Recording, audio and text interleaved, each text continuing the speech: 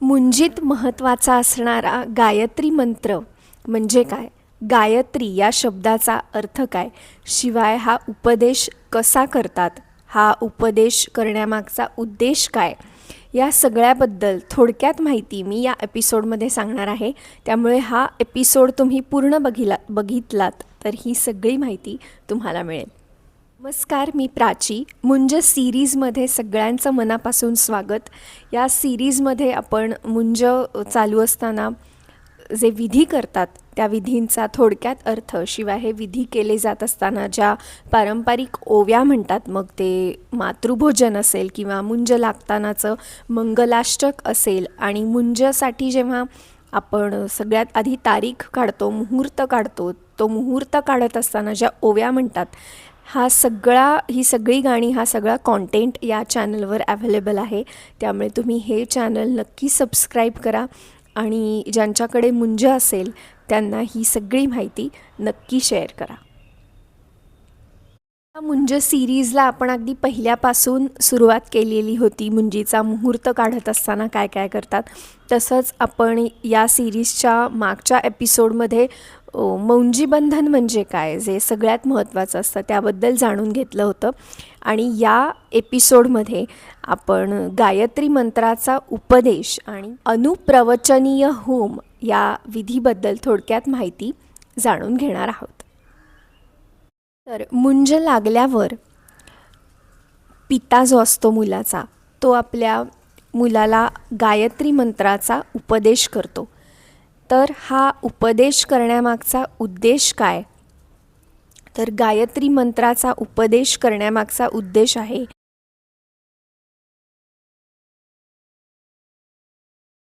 की बुद्धीचा उदय, संवर्धन आणि जतन व्हावे, या उद्देशाने पिता आपल्या मुलाला गायत्री मंत्राचा उपदेश करतो. आणि हा उपदेश करत असतानाच या उपदेशाच्या मार्फत आपल्या भारतीय वैदिक परंपरेचा वारसा तो एका अर्थाने आपल्या पुढच्या पिढीपर्यंत पोहोचवत असतो. आता आपण बघूया गायत्री मंत्र म्हणजे काय. तर गायत्री मंत्र ही ब्राह्मणांची माता आहे आणि शिवाय त्याला मंत्रराज, गायत्री मंत्रालाच मंत्रराज असंही म्हणलेलं आहे. आता आपण बघूया की या गायत्री मंत्रात काय सांगितलेलं आहे, किंवा या गायत्री मंत्रात कोणती इच्छा, सदिच्छा व्यक्त केलेली आहे. तर जो सत, चित आणि आनंद स्वरूप असा सृष्टीकर्ता परमात्मा, त्याच्या प्रकाशाचे किंवा तेजाचे आम्ही ध्यान करतो.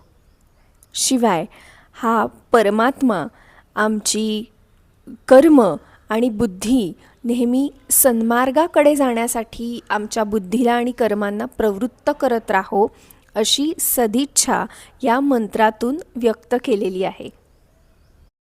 आणि मुंज झाल्यावर गुरुजी प्रत्येक मुलाला सांगतात की आता मुंज झाल्यावर गायत्री मंत्राचं उच्चारण किंवा पठण आणि संध्या हे 2 छोटे विधी प्रत्येक मुंज झालेल्या मुलाला करावे लागतात. तर हे विधी, त्याच्या मागचा उद्देश किंवा त्या गायत्री शब्दाचा नक्की काय अर्थ आहे ते आपण बघूया. गायन्तं त्रायते यस्मात् गायत्री त्वं ततः स्मृता. या श्लोकाचा अर्थ असा आहे की या श्लोकाचं उच्चारण किंवा पठण, गायन, या मंत्राचं गायन जे जे लोक करतात त्या सगळ्यांचं जी रक्षण करते ती म्हणजे गायत्री, असा याचा अर्थ आहे.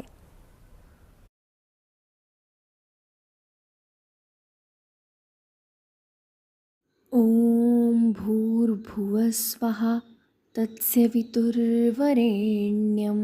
भर्गो देवस्य धीमहि धियो यो नः प्रचोदयात्. तर या एपिसोडमध्ये आपण गायत्री उपदेश, गायत्री मंत्राचा अर्थ आणि अनुप्रवचनीय होम हा जो छोटासा विधी असतो त्याची थोडक्यात माहिती बघितली. आणि आता मे महिना जवळ आलेलाच आहे. मे महिन्यात मुलांना खास सुट्टी असते, त्यामुळे आणि मुंजीचा सीझन पण आत्ता असतो. त्यामुळे मे महिन्यात सगळेजण वेळ काढून मुंज हा उपनयन थ्रेड सेरिमनी हा एक महत्त्वाचा भारतीय परंपरेतला विधी सगळे लोक पार पाडतात. त्यामुळे आत्ता या विधींची माहिती सगळी तुम्ही जाणून घ्या. आणि ही गाणीसुद्धा तुम्हाला जर हवी असतील किंवा तुमच्या ओळखीत कोणाची मुंज असेल त्यांना नक्की शेअर करा. आणि ही माहिती आपल्या पुढच्या पिढीपर्यंत पोहोचवण्यासाठी तुम्ही हातभार लावा. आणि ही मुंज सिरीज बघत राहा. हा एपिसोड पूर्ण बघितल्याबद्दल धन्यवाद.